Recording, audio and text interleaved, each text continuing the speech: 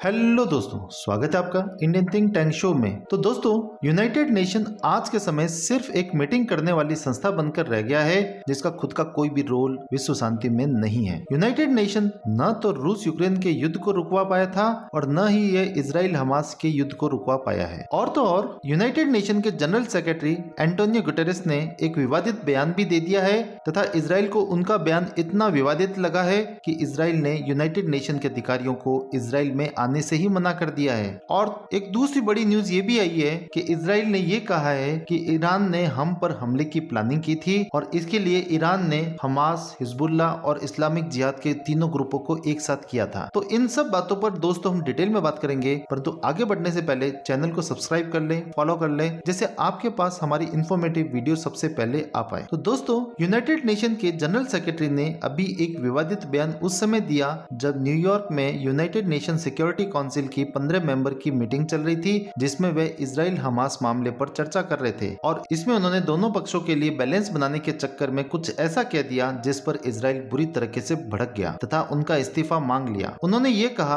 कि हमास का हमला बिल्कुल क्रूरतापूर्ण था, वह बिल्कुल भी सही नहीं था, परंतु हमास का हमला वैक्यूम में किया गया हमला नहीं था, अर्थात इजराइल पर किया गया हमला एक आइसोलेटेड हमला नहीं है। उसे पीछे से जाकर जरूर देखना चाहिए कि इजराइल ने भी फिलिस्तीन की जमीन कब्जा की है। वहां के लोग अपनी जमीन के लिए पिछले काफी सालों से लड़ रहे हैं और इन सब बातों के बदले में ही हमास ने ऐसा काम किया है। एक तरह से वह ये कह रहे थे कि इजराइल ने फिलिस्तीन के लोगों पर अत्याचार किया है, जिसको फिलिस्तीन के लोग काफी समय से भुगत रहे हैं और इसी के जवाब में फिलिस्तीन के लोगों ने इजराइल पर हमला किया। और उनका ये भी कहना था कि गाजा पट्टी के अंदर इंटरनेशनल लॉ को वायलेट किया जा रहा है और गाजा के अंदर इजराइल जिस तरीके से लगातार बमबारी कर रहा है और बिना इजराइल का नाम लिए उन्होंने ये भी कहा कि सिविलियंस को प्रोटेक्ट नहीं किया जा रहा और जिस तरीके से इजराइल ने एक साथ 10 लाख लोगों को उत्तरी गाजा से दक्षिणी गाजा में शिफ्ट होने के लिए कहा है, ये बिल्कुल गलत है। और उन्होंने ये भी कहा कि हम चाहते हैं कि गाजा में ज्यादा से ज्यादा मानवीय सहायता पहुंचे और अभी हाल ही में इजिप्ट के राफा बॉर्डर की तरफ से भी जो मानवीय सहायता भेजी गई वह कुछ भी नहीं है,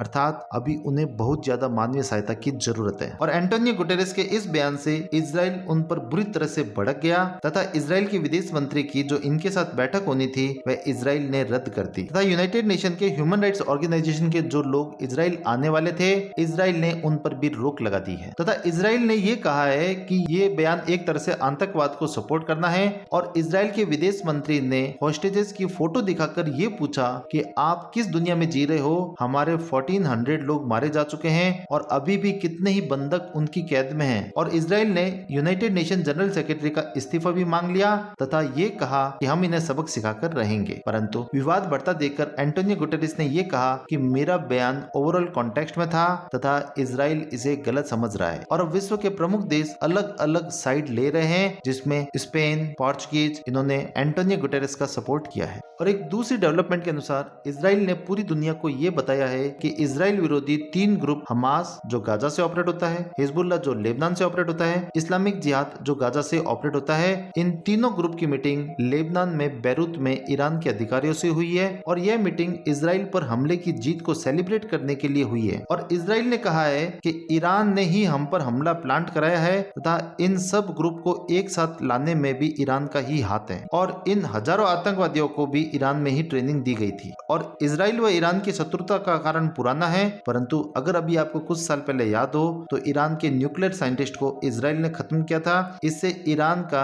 न्यूक्लियर प्रोग्राम एक तरह से खत्म होने की कंडीशन में आ गया था। और उसी समय ईरान ने यह कहा था कि हम इजराइल से ऐसा बदला लेंगे जिसे इजराइल भुला नहीं पाएगा। और ईरान लगातार इस कोशिश में लग गया कि कैसे इजराइल से बदला लिया जाए। अब ईरान ने तो अपना बदला ले लिया, अब देखते हैं इजराइल इसमें क्या करेगा। और जिस प्रकार से घटनाएं हो रही है, बड़े बड़े देश इन्वॉल्व होते जा रहे हैं, तो ऐसा लग रहा है कि कहीं ये युद्ध विश्व युद्ध में तब्दील नहीं हो जाए। वैसे आपको क्या लगता है दोस्तों, क्या ये युद्ध विश्व युद्ध में तब्दील हो जाएगा या नहीं? आप हमें कमेंट सेक्शन में बताएं। Thank you for watching.